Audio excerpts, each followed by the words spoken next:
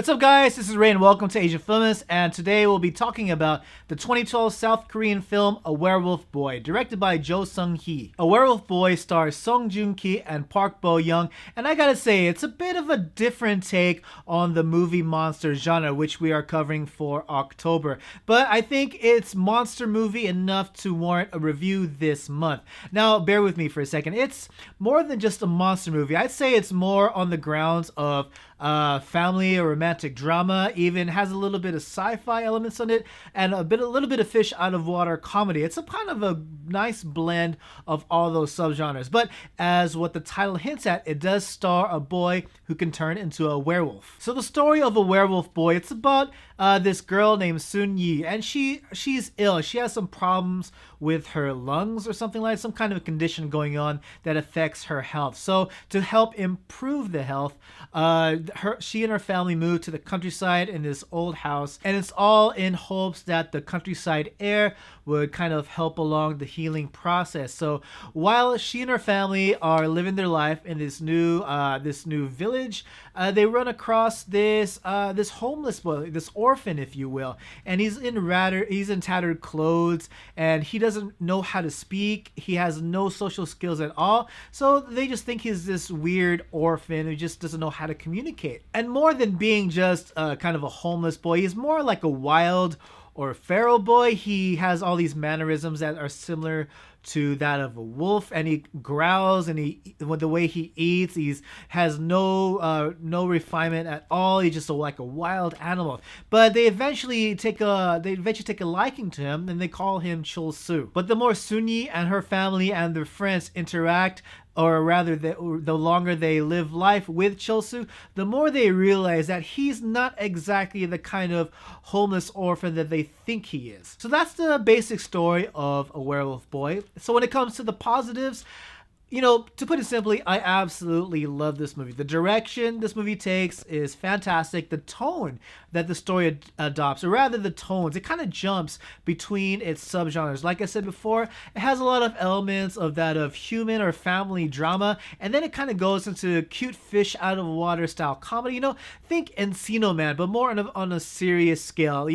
Where you have Chul-soo, he doesn't know how to interact properly, has no social skills. Hell, he doesn't even know how to hold a pencil, hold chopsticks, or even brush his teeth. So we get Sun-Yi, who's trying to train him to do all these things, trying to teach him as if he was some kind of pet of sorts. Like, she actually gets these dog training books to help her trying to deliver instructions to Chul-soo, and it looks like it works for the most part. But yeah, it jumps from that kind of cute style of comedy, this heartwarming comedy, to that of a more serious, more visceral thriller, where something that you would imagine when hearing the title of A Werewolf Boy. But that latter genre, the whole kind of thriller, movie monster thriller, it's not as prevalent as the other genres, so it doesn't overpower any of the themes of sorts. I think for the most part, it bounces between these genres really well enough so that way the movie doesn't seem schizophrenic. It's pretty consistent in the way everything is glued together, and for that I gotta applaud. But I gotta say, when it's werewolf time, it's werewolf time. It's all the sequences that feature the titular character, it's pretty damn cool. And on top of the direction, the performances were excellent. The performances in this movie by the two lead actors, not just by the two lead actors, but a lot of the supporting actors were fantastic as well. You had Joong-Ki, who plays the titular werewolf boy. And for the most part, he has little to no dialogue throughout the duration of the movie.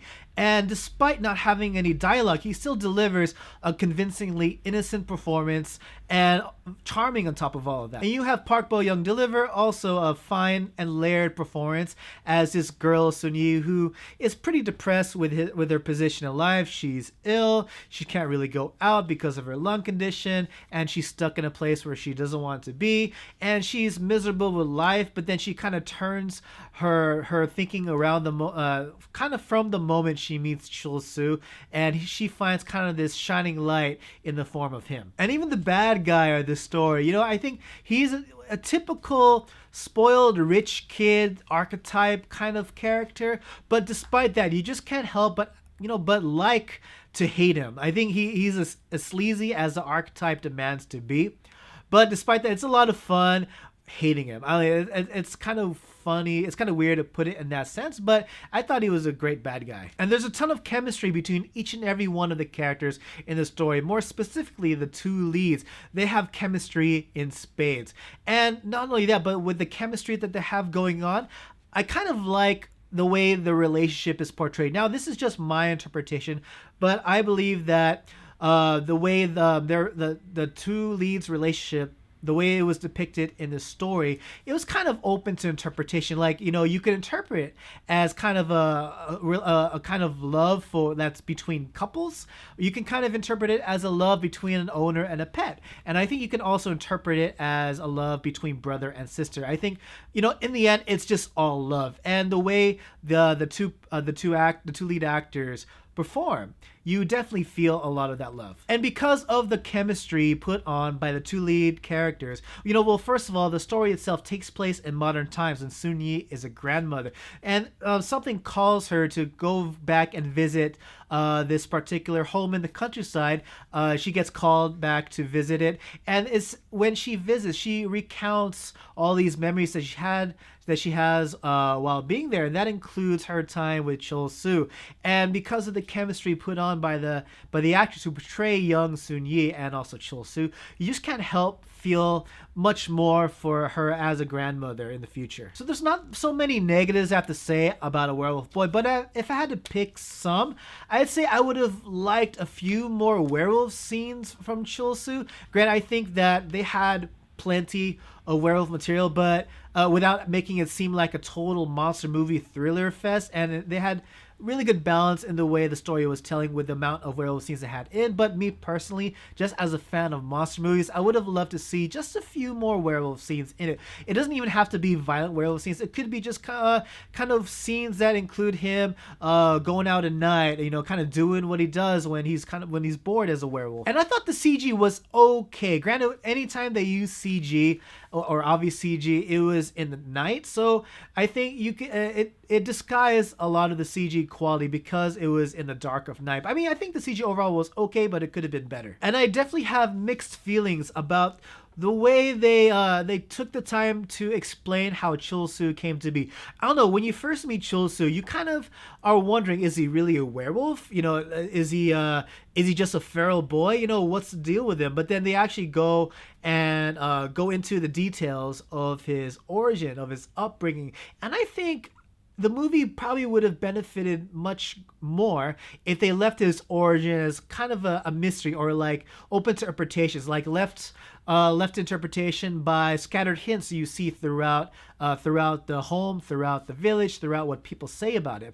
And, you know, because they dive into specifics about his background, it kind of ruined the mystery, the mysterious aura of it all. But overall, what did I think of A Werewolf Boy? Like I said in the beginning of this video, I absolutely love this movie. It's definitely a movie I recommend, especially if you're a fan. Well, not necessarily of monster movies. I think if you go into this movie expecting a monster movie, you might be a tad disappointed, but you should go into this movie expecting a drama, expecting a fish out of water comedy more so than that of a monster movie. And I think if you do that, you'll have tons of enjoyment with this movie. So yeah, it's not a typical monster movie or werewolf movie by any means necessary by any definitions, but this movie is loaded with a lot of charming moments and is extremely heartwarming.